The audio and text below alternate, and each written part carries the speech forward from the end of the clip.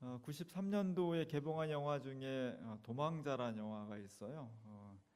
해리슨 포드라는 세계적인 배우가 주연으로 나온 영화인데 원래 소설을 기반으로 해서 시나리오 썼기 때문에 굉장히 내용이 탄탄합니다.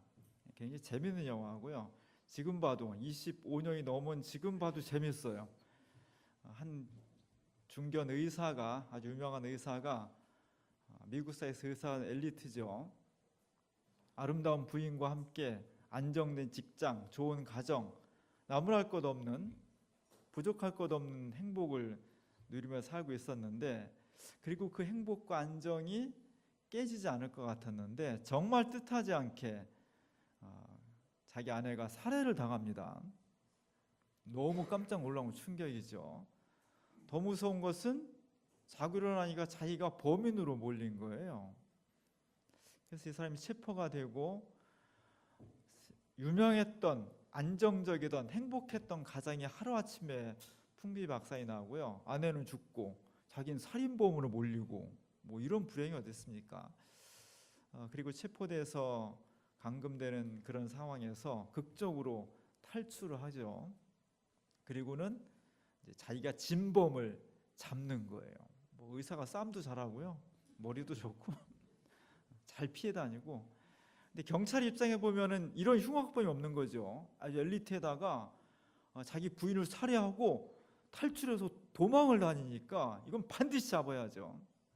꼭 잡아야 되는 경찰과 억울한 누명을 쓰고 가정도 풍비박산이 나고 아내도 살해당한 것도 억울한데 자기가 진범이 살해 누명을 쓰고 도망다니니까 얼마나 억울하겠어요. 그러면 또 진범을 잡아야 되니까.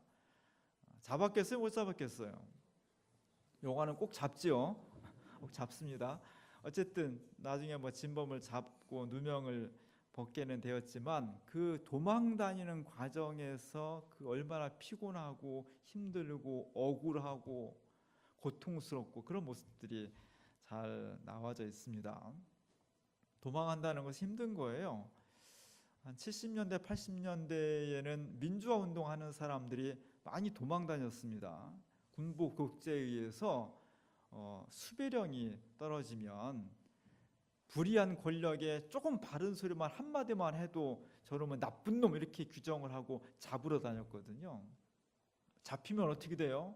잡히는 순간 직장, 가정 다 망하는 거고요. 본인은 잡혀가서 정말 끔찍한 고문을 당해서 동료들까지 다 억울한 누명을 씌워서 잡히게 되는 그런 운명이기 때문에 최대한 도망을 다녀야 돼요.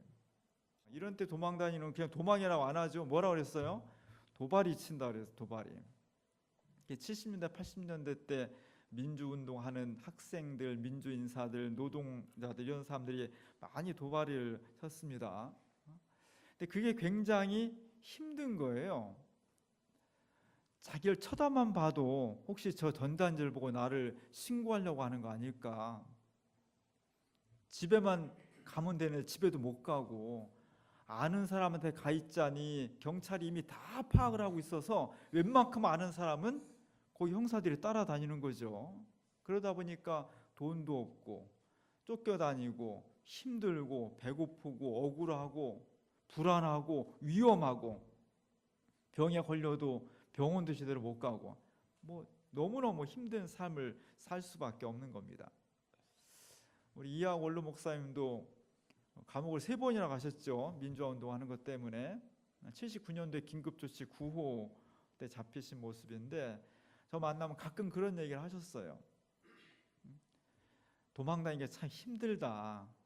왜냐하면 집에는 형사가 늘 붙어 다니고 뭐 사모님까지 다 감시를 하고 교인들 막 핍박을 하고 교인들한테 계속 물어보고 그리고 도망다녀서 피신할 만한 곳은 이미 다 사법경찰들이 매복해 있고 그러다 보니까 경찰이 예상하지 못하는 그런 아는 사람한테 가서 몰래 숨어 있어야 되는데 나중에 이게 들통나면 이제 그 사람까지 여러 가지 피해를 당하는 거죠. 그러면서 서울의 어떤 권사님이 자기가 숨겨졌는데 뒤에 큰 곤혹을 치러서 지금도 마음의 빚을 많이 지고 있다. 도망다니는 것은 본인뿐만 아니라 주변 사람도 굉장히 힘든 거예요. 제가 2014년도에 지방자치사장 선거가 있었습니다. 성남시에도 이재명 지금 도지사가 시장 후보로 나왔죠.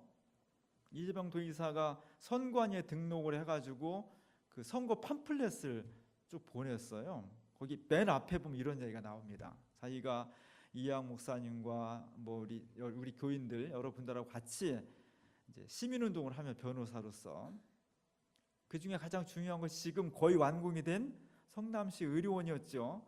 성남시에서 의료원 짓자고 하는 것 때문에 범법자가 된 거예요.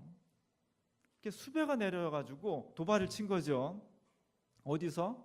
등잔 밑에 어집도 하고 그 시청 바로 밑에 있는 주민교회 지하에 숨어 있으면서 일주일 동안 내가 왜 이렇게 고통을 당해야 되고 내가 왜 이렇게 도망 다녀야 되고 힘들게 살아야 되지? 정치를 바꾸려면 변호사가 아니라 내가 직접 정치를 해야 되겠다, 이런 결심을 하고 그때부터 정치가가 되기로 마음을 먹어서 지금 시장이 되고 도지사가 되었습니다. 그런 이야기를 짧게 주민교회에서 했다는 얘기를 앞에 썼어요. 도망 다니는 것은 대단히 어려운 거예요.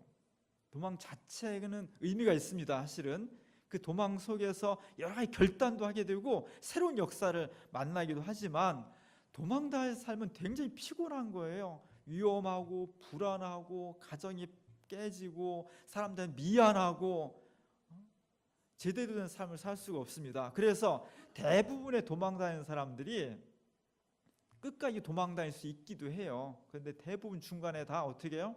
자수해요. 광명을 찾으려고 자수한 게 아니라 더 이게 힘들어서 못하겠다는 거예요. 차라리 잡혀서 그냥 감옥에 있는 게 낫지, 이렇게 사람들 경찰의 눈을 피해갖고 불안과 위험과 여러 사람 피해를 주면서 사는 삶이 너무너무 힘들다는 거예요. 도피자의 삶은 어려운 겁니다. 한 곳에 있어서 떳떳하게 자기를 드러내지 못하고 도망다니며 사는 삶은 그 자체가 너무 고통스러운 거예요. 오늘 성경에 야곱이 바로 3700년 전쯤에 도망자의 삶을 살았습니다. 물론 지금하고는 도피하는 삶의 모습이 좀 다를 수 있겠지만 어쨌든 누군가로부터, 누군가의 폭력으로부터 도망하면서 눈치를 보면서 막 피해 다녀야 된다는 것은 대단히 어려운 거예요. 오늘 야곱은 믿음의 조상 중에 한 사람이지만 아브라함, 이삭, 야곱으로 이어지는 정말 위대한 믿음의 조상 중에 한 사람이지만 처음부터 그런 건 아니었습니다. 대단히 어려운 삶을 살았고요, 대단히 위험한 삶을 살았습니다. 오늘 본문에서는 야곱이 젊었을 때 브엘세바로부터 하란까지 도망가는 거예요. 지도를 보면 브엘세바는 예루살렘 밑에 있어요. 이스라엘 지도의 맨 남쪽이 브엘세바입니다. 지금 우리로 치면 제주도쯤 되는 거예요. 거기서부터 이스라엘 국경을 넘어서 저 북쪽 끝에 있는 하란까지 가야 돼요. 비행기로 가면 한 2시간이면 갈 거리지만 옛날 고대 세계에 자기 집을 떠나서, 고향을 떠나서, 친척을 떠나서 저렇게 혼자 도피자의 삶을 산다는 것은 대단히 위험한 거예요. 왜냐하면 고향은 내가 태어난 뿌리이기도 하지만 나를 보호해줄 유일한 울타리이기 때문이에요.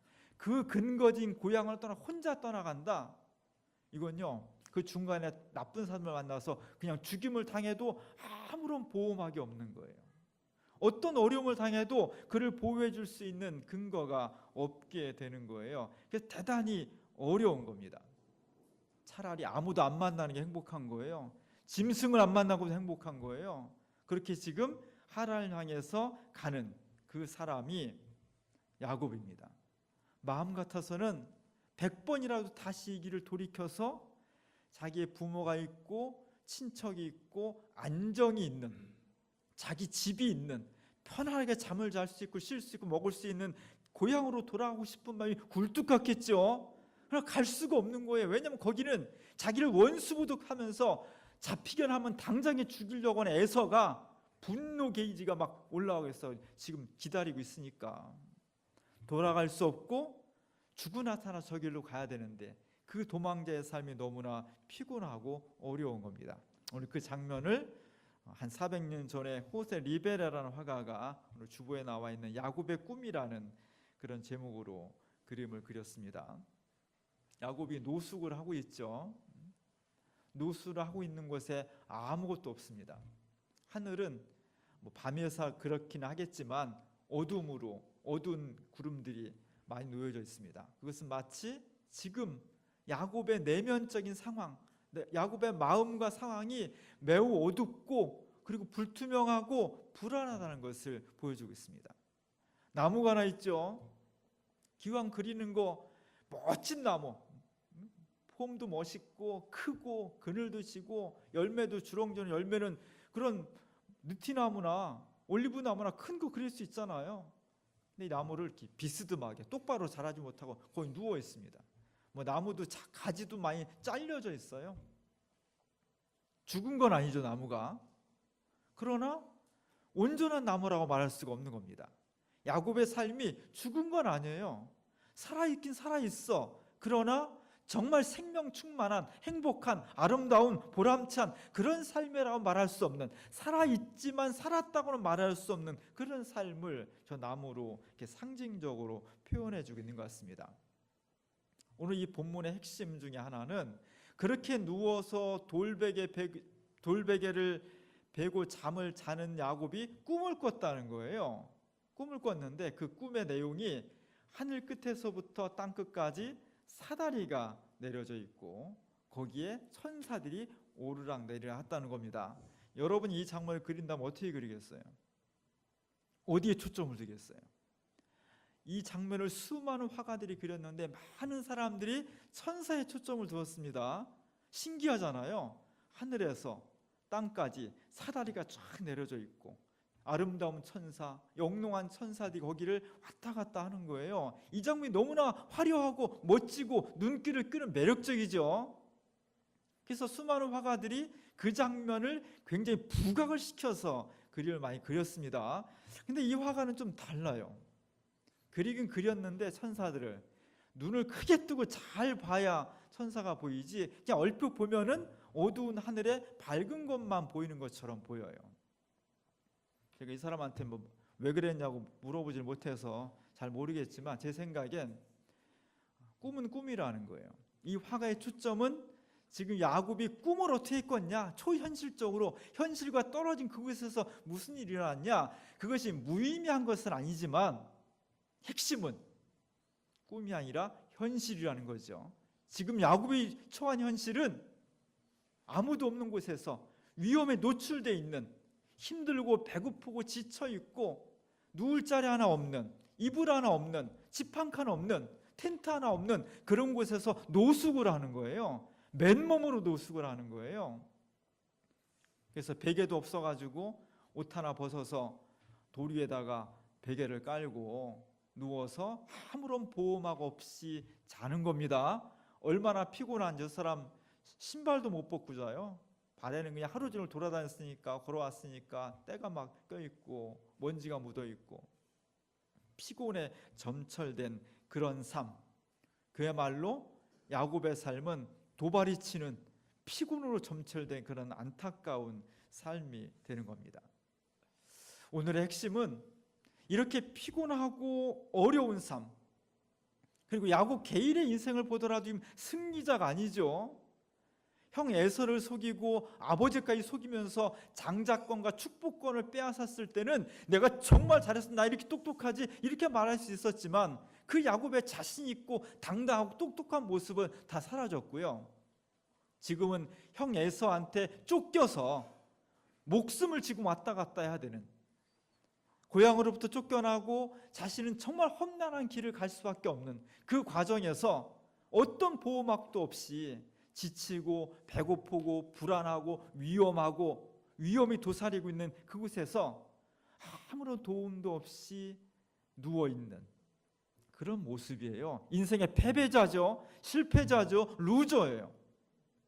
그런 사람이 어떻게 아브라함과 이삭으로 이어지는 믿음의 조상의 반열에 당당히 서면서 이스라엘의 실제적인 조상이거든, 12부족의 아버지니까 그런 자리로 어떻게 대전환을 이룰 수 있었느냐, 이 반전의 대계기가 뭐냐, 이게 핵심이에요.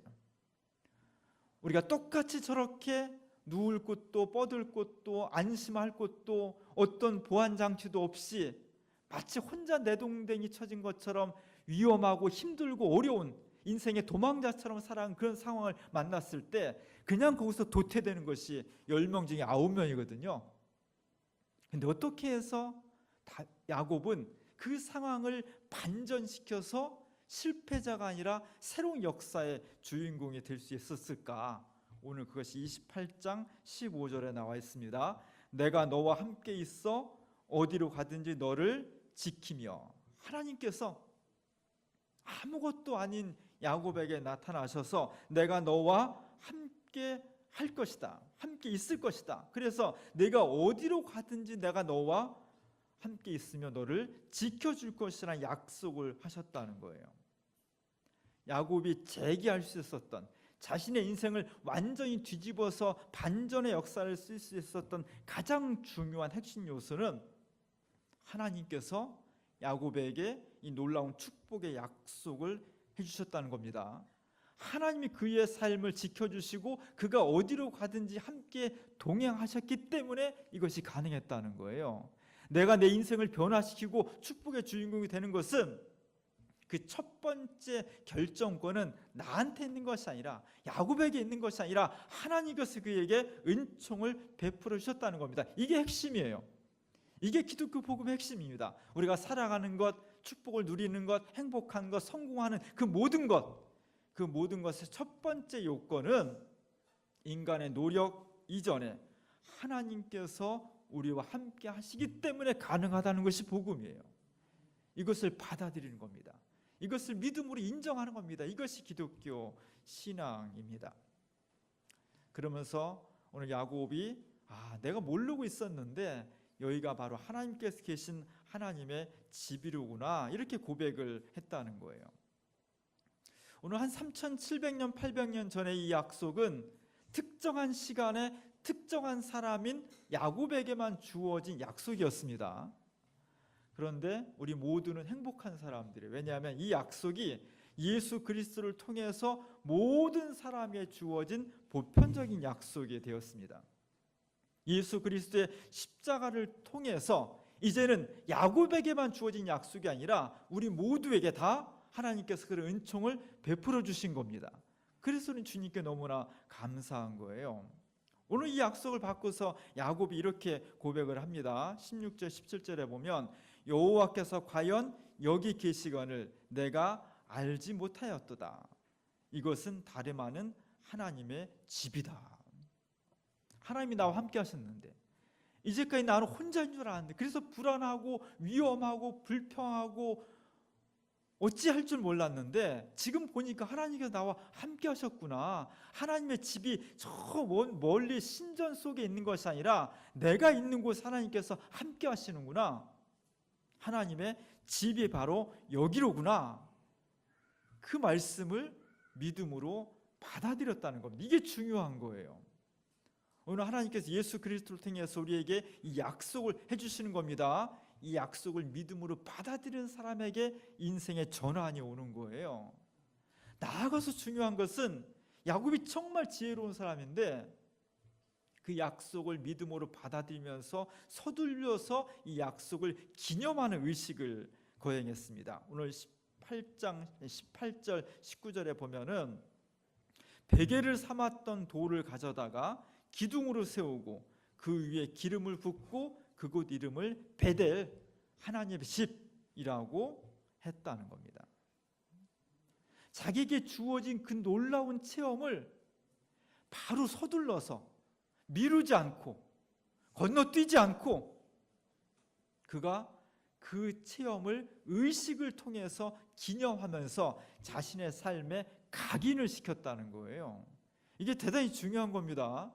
하나님께서 우리에게 베풀으신 은혜를, 우리에게 베풀으신 은총과 권능을 잊어버리지 않으려는 노력이 대단히 중요한 거예요. 야곱의 위대함은 거기에 바로 여기 있었던 겁니다. 잊지 않으려는 노력, 정말 잊어버리지 않고 자신의 삶에 그것을 간직하려고 아주 몸부림치는 거, 애쓰는 거, 이것이 중요한 거예요. 도망자의 삶 속에 하나님께서 찾아오셨습니다. 우리의 삶의 중심에 찾아오셔서 내가 너를 지켜줄 것이고 너와 동행할 것이고 네가 어디로 가든지 너와 함께 할 것이라는 약속을 해주셨습니다. 야곱은 바로 이 약속을 덥석 받은 거예요. 그리고 놓치지 않은 겁니다. 야곱은 정말 기회를 절대로 놓치지 않은 귀재잖아요. 우리가 하나님께서 많은 기회를 주셨습니다. 마치 도망자와 같이 당장 목숨의 위험이 오고 누가 우리를 쫓아오고 그런 정도는 아니지만 때로는 질병 때문에, 때로는 가난 때문에, 때로는 가정의 문제로 여러 가지 문제로 우리가 도망자처럼 힘들고 불안하고 위험하고 그런 삶을 살아가는 거예요. 그때 하나님께서 야곱에게 나타나신 것처럼 우리에게 나타나셔서 내가 너를 지켜줄 것이고 내가 너와 함께 할 것이고 내가 어디로 가든지 내가 너와 동행할 것이라는 약속을 해주시는 거예요. 그 약속을 믿음으로 받아들여야 돼요. 하나님 너무나 고맙습니다. 하나님 너무나 감사합니다. 그리고 제가 이것을 끝까지 잊지 않겠습니다. 정말 생각날 때마다, 기회 있을 때마다 하나님 너무나 감사합니다. 그때 저를 만나주셨고 그때 저를 구원해 주셨고 그때 저에게 은혜를 베풀어 주셔서 너무나 고맙습니다. 이 고백이 중요한 겁니다. 이것을 잊지 않으려는 노력이 중요한 거예요. 그 과정 속에 놀라운 인생의 역전이 있는 겁니다. 대반전이 있는 겁니다. 그래서 하나님의 기적은 먼저 하나님께서 우리에게 은총을 베풀어 주셨고 그리고 야곱이 기념할 것을 결단하는 거예요. 기억해내기 위해서 애를 쓰는 거예요. 이게 중요한 겁니다. 이게 신앙생활이에요. 오늘 예배를 드리는 것은 기억입니다. 예수님께서 잡히시기 전날 밤에 빵과 포도를 주면서 너희는 이것을 기념하라고 그랬잖아요. 그 기념이 매 주일마다 이렇게 그리스도의 살과 피를, 그리스도의 부활을 기념하며 감사하는 거예요. 마찬가지입니다. 하나님께서 우리에게 어려울 때일수록 가까이 와 있어요. 도망자의 삶이 피곤하고 어렵지만 꼭 나쁜 것은 아니고 그 어렵고 간절한 상황 속에서 하나님을 발견하고 느낄 가능성이 훨씬 높아지는 거예요. 중요한 것은 강하게든 약하게든 하나님께서 반드시 우리 개인과 공동체 속에 나타나셔서 우리에게 은총을 베풀어 주셨는데 어떤 사람은 그것을 쉽게 잊어버리는 거고요. 돌아서자마자 잊어버리는 사람도 있고요. 1년 동안만 간직하다 그냥 놓쳐버리는 사람도 있고요. 어떤 사람은 죽을 때까지 그 하나님의 은혜를 잊어버리지 않기 위해서 막 몸부림을 치는 거예요. 그 은혜를 막 내가 놓치지 않기 위해서 애를 쓰고 말하고 고백하고 기도하고 감사하고 찬양하면서 그것을 놓치지 않으려고 막 애를 쓰는 거예요. 그게 신앙생활이에요. 이게 중요한 겁니다. 오늘 야곱이 새로운 역사를 일으켰던 중요한 계기는 그가 물론 똑똑한 사람이었고 유능한 사람이었지만 그것은 부차적인 요소라는 거예요. 하나님께서 그에게 나타나셔서 약속하셨고 그 약속을 야곱이 받아들였다는 거예요.